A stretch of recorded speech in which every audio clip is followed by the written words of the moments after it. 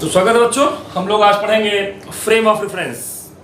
इसके पहले हम लोग पढ़ चुके हैं the position of rest, the position of motion. ये पोजीशन ऑफ रेस्ट क्या होती है, पोजीशन ऑफ मोशन क्या होता है। कोई भी ऑब्जेक्ट रेस्ट में होता है अगर टाइम पासिंग के साथ साथ उसके सराउंडिंग के रिस्पेक्ट में पोजीशन में अंतर नहीं आ रहा होता है, that is called rest. And if the object change its position with respect to surrounding with passage of time, then that is called in motion. और मैंने कहा था कि जो रेस्ट होता है और जो मोशन होता है ये दोनों रिस्पेक्टिव होते हैं, किसी न किसी के रिस्पेक्ट में देखे जाते हैं। तो किसके रिस्पेक्ट में देखे जाते हैं, तो सराउंडिंग रिस्पेक्ट में देखे जाते हैं। अगर सामने वाला व्यक्ति हमारे रिस्पेक्ट में मूव कर रहा है टाइम बीतने के साथ साथ तो हम कहेंगे कि चल रहा है। हमारे रिस्पेक्ट में अगर वो रुका हुआ है, पोजीशन चेंज नहीं हो रही, तो हम कहते हैं कि वो रेस्ट में है।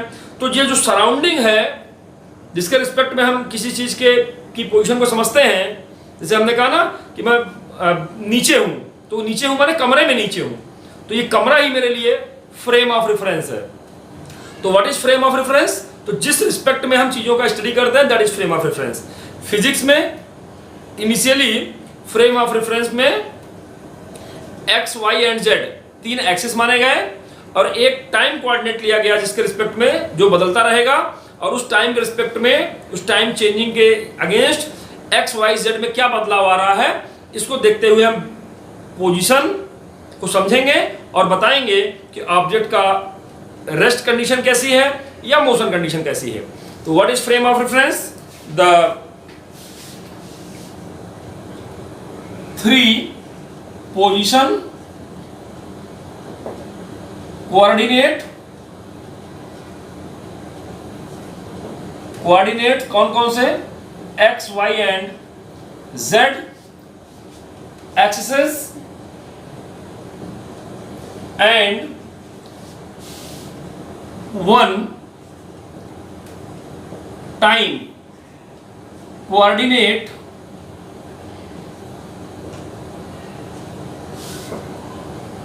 is called frame of reference, is called frame of reference। तो frame of reference क्या है, और कुछ नहीं, x, y और z there are three mutually perpendicular axis।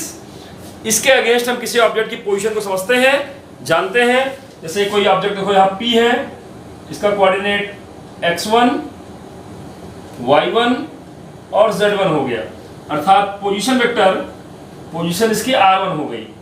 और बाद में ये t1 टाइम पर था एट t1, और बाद में ये q पर पहुंच गया x2 y2 z2 at time t2।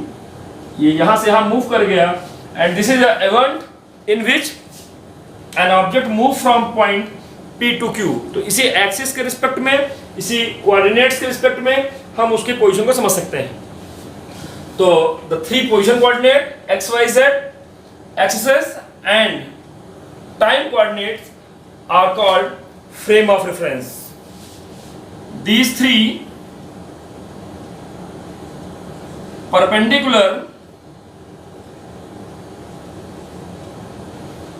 axes, these three perpendicular axes are known as position coordinates।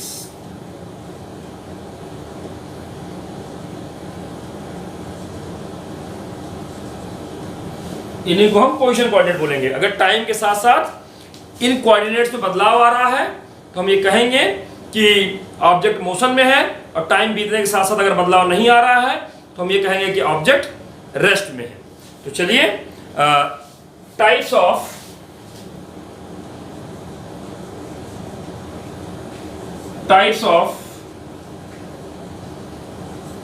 Frame of reference.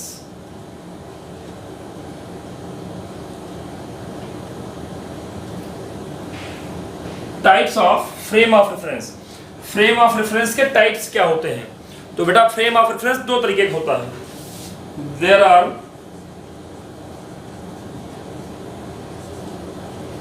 To following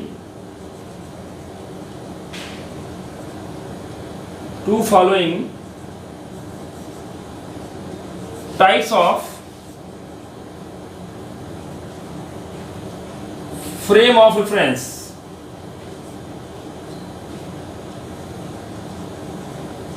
frame of references. Number 1, inertial frame of reference,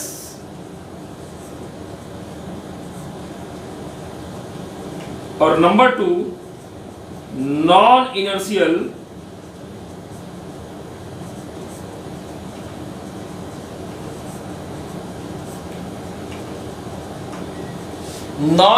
frame of reference.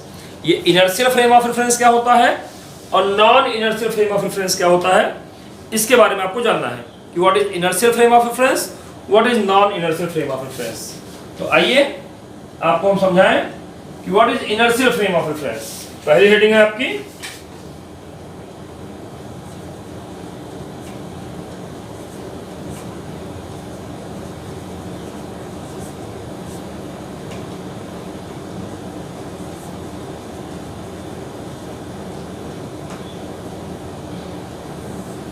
inertial frame of reference. What is inertial frame of reference? If 3 position coordinate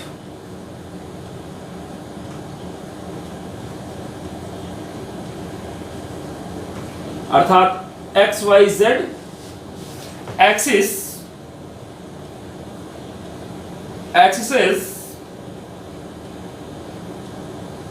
are in rest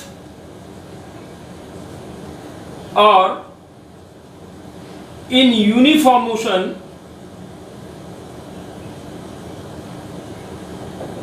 rest में हो या uniform motion में हो,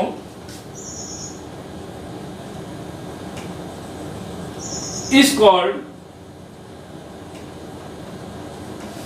inertial frame of reference.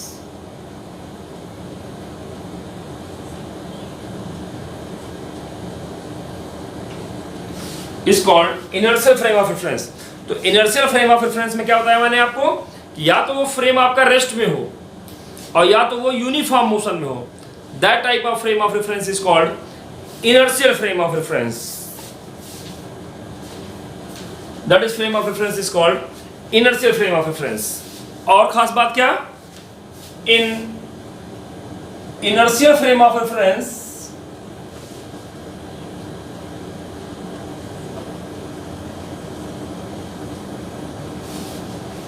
the Newton's laws of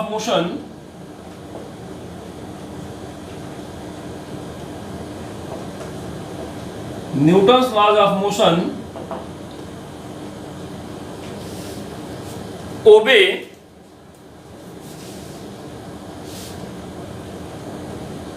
in all situation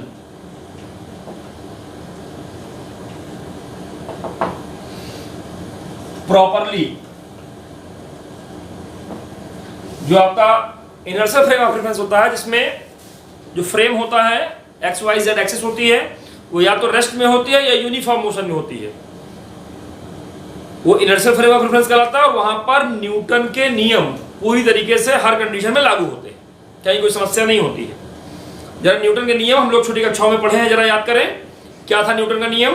तो Newton के 3 नियम थे, बड़ा मजेदार है, डिटेल में हम लोग नेक्स्ट यूनिट में बात करेंगे, 3rd यूनिट में। अभी हम लोग ये समझ सकते हैं कि न्यूटन के 3 नियम में पहला नियम, nobody can change its state of rest और uniform motion in straight line unless an external force act on it. जब तक उस पर कोई बाह्य बल नहीं लगाया जाता तब तक उसकी पोजीशन में रेस्ट की या uniform motion in straight line की पोजीशन में ना उसकी डायरेक्शन बदलेगी ना उसका मोशन बदलेगा, कोई अंतर नहीं आता है। That type of condition, that is the law of inertia also, that is Newton first law. यही न्यूटन का पहला नियम है, बताता है फोर्स क्या है। फोर्स क्या है? तो फोर्स ये है जो ऑब्जेक्ट की पोजीशन में चेंज करता है, यही फोर्स है। तो न्यूटन का पहला नियम फोर्स क्या है बताता है। न्यूटन का दूसरा नियम फोर्स कितना है ये बताता है। F is equal to ma पढ़ा होगा आपने। या F is equal to delta P by delta T, the time rate of change of linear momentum, that is called force. ये फोर्स का मेजरमेंट होता है, फोर्स कितना है ये बताता है। तो इस पर भी हम लोग थर्ड यूनिट में चर्चा करेंगे। जो तीसरी न्यूटन्स लॉज है, third law, Newton's third law बड़ा मशहूर है, action reaction, the law of action reaction. इसमें क्या है, every action have equal and opposite reaction. Her action force के अगेंस्ट रिएक्शन फोर्स भी उसी अमाउंट पे लगता है अपोजिट डायरेक्शन में। ये आपका एक्शन रिएक्शन लॉ है, इस पर हम लोग डिटेल में थर्ड यूनिट में बात करेंगे। अभी मैं आपको न्यूटन्स लॉ बता रहा हूं कि जो आपका ये इनर्शियल फ्रेम ऑफ रेफरेंस है, इसमें पूरी तरीके से लागू होता है। एग्जाम्पल मैं बताऊं कि जैसे अगर आप किसी ट्रेन में बैठे हुए हैं और आप ट्रेन रुकी हुई है, तो उसमें हर ऑब्जेक्ट रुका हुआ होगा, परिवर्तन होगा ही नहीं जब तक उस पर कोई आप वाह बल नहीं लगाएंगे, एक्सटर्नल फोर्स नहीं लगाएंगे, कहीं कोई समस्या नहीं आएगी। या ये तो रुके होने की बात हो गई, अगर ट्रेन यूनिफॉर्मली चल रही है तब भी किसी की ऑब्जेक्ट की पोजीशन में कभी कोई अंतर नहीं है। तो बच्चों मैंने बताया कि ट्रेन अगर यूनिफॉर्म मोशन में है, तो भी हर ऑब्जेक्ट अपने स्थान पे स्थिर रहेगा, तब तक चेंज नहीं होगा। या अगर यूनिफॉर्म चलता रहेगा जब तक कोई एक्सटर्नल फोर्स नहीं लगाओगे, उसी हिसाब से फिट रहेगा एकदम। न्यूटन का नियम पूरा लागू होगा। That is the concept of inertial frame of reference. अगला मैं बोलूंगा जब non inertial frame of reference, तब थोड़ा आपको डिफरेंस समझ में आएगा। नंबर 2 है non inertial frame of reference. Non inertial frame of reference क्या है कि द फ्रेम ऑफ रेफरेंस या the 3 position, coordinate x, y and z and one time coordinate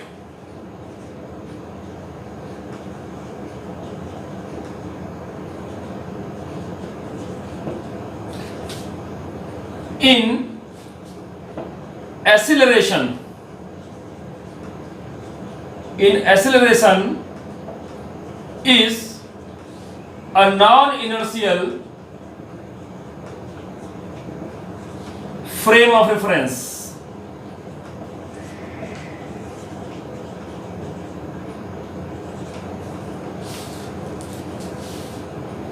अगर इन एक्सीलरेशन, अगर आपका जो ये फ्रेम है ये एक्सीलरेशन में हो, या तो स्पीड लगातार टाइम के रेट के हिसाब से बढ़ती जा रही हो या घटती जा रही हो, एक्सीलरेट कर रहा हो, that type of frame of reference is known as non inertial frame of reference.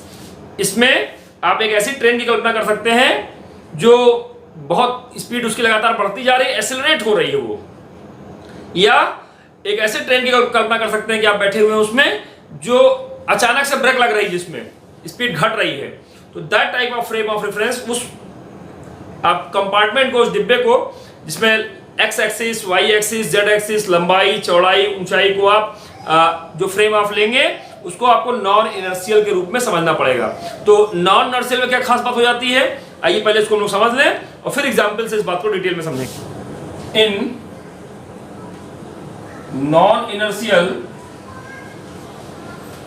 Frame of reference,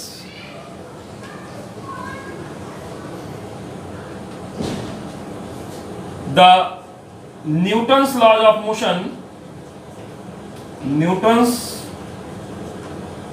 laws of motion not obey in all situation, not obey in all situation properly. Newton's laws of motion हर situation में properly obey नहीं होता है। तो कब नहीं होता है और कैसे ओबे होगा, आइए दोनों बातें समझें हम लोग। तो जैसा मैंने बताया कि एक चलती हुई एक्सेलरेटेड या रिटार्डेड, स्पीड बढ़ने वाली लगातार टाइम के साथ साथ, या स्पीड घटने वाली, पहले 2 मीटर पर सेकंड चल रही थी, बाद में 4 मीटर पर सेकंड चलने लगी, फिर 8 मीटर पर सेकंड चलने लगी, स्पीड बढ़ रही है, एक्सेलरेट हो रही है। या इसी को आप रिटार्डेड अपोजिट सोच लीजिए, पहले 8 से चल रही थी, फिर 6 से चलने लगी, फिर 4 से चलने लगी, लगातार घट रही है स्पीड। तो इस तरह से अगर ट्रेन की स्पीड लगातार चेंज होने वाली है तो आप समझ सकते हैं, अगर उसमें आपने कोई बॉक्स रखा हुआ है या चप्पल उतार रखी हुई है, तो अचानक जब स्पीड बढ़ती है तो चप्पल पीछे भागती है, और अगर ब्रेक लगी तब तो पता लग रहा है आगे सरक गई। आप ट्रेन से उतरते हैं और देखते हैं कि फिर हमारी चप्पल कहाँ गई, या हमारा बॉक्स जो रखे थे, बैग रखे थे, कहाँ चला गया। तो अपने आप किसी ने ढकेल दिया लगता है जैसे उसको। तो ये एक फिक्टिशियस या एक्सेलरेटेड फ्रेम में एक फोर्स होता है, लगता है, तब हम उस पर रखे हुए ऑब्जेक्ट की सिचुएशन को समझ सकते हैं। जैसे देखिए बच्चों, यहाँ पर ये आपका ये X axis, Y axis, Z axis दिखाया जा रहा है, ये फ्रेम हो गया। यहाँ पर ये कोई ऑब्जेक्ट है, अगर ये पूरा का पूरा फ्रेम ए एक्सेलरेशन चल रहा है तो इस पर ऑटोमेटिक पीछे की तरफ एक फोर्स हमको मानना पड़ेगा। इस फ्रेम में बैठ करके खुद हम अगर देख रहे हैं कि इसमें घटनाएं जो घट रही हैं, यहाँ से अगर हम वॉच करेंगे, ट्रेन में हम स्वयं बैठे हैं तो देख रहे हैं, तो समझ में आना चाहिए कि यहाँ पर पीछे फोर्स लग रहा है, तभी हम वहाँ न्यूटन का नियम लागू कर पा रहे हैं। वरना आपको लगेगा कि हमारी चप्पल को कौन लेके चला गया, इसकी कोई व्याख्या ही नहीं हो पाएगी। तो इस तरीके से एक्सेलरेटेड फ्रेम में चीज़ों पर हमको एक सूडो फोर्स लेना पड़ता है, तभी हम उन चीज़ों की स्टडी पर न्यूटन का नियम लागू कर पाते हैं। तो बच्चों क्लियर हो गया होगा कि non inertial frames is accelerated frame and Newton's law doesn't obey in all situation, only obey in that situation if we have to take a pseudo force with respect to non-inertial frame of reference। तो चलिए, आपको ये example समझ में आया होगा। बच्चों आपको भी एक और चीज बताना चाह रहा हूं मैं, टाइप्स ऑफ मोशन। तो टाइप्स ऑफ मोशन में आपको जानना पड़ेगा कि 1 डायमेंशन, 2 डायमेंशन या 3 डायमेंशन मोशन क्या होता है। तो आइए, 1 dimension, 2 dimension and 3 dimensional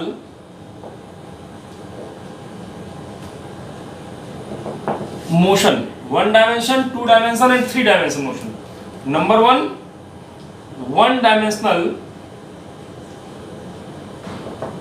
motion, if yz is constant and x changes with time, that motion is 1 dimensional motion। देखिए, ये x axis, y axis, z axis, इसमें केवल एक कोऑर्डिनेट चेंज हो रहा है, x बदल रहा है, न y बदल रहा है, न z बदल रहा है। y मतलब न ऊपर नीचे जा रहा है, न इधर कोई चेंजिंग हो रही है, न इधर कोई चेंजिंग हो रही है, केवल x चेंज हो रहा है। This type of motion is known as 1 dimensional motion। It is also called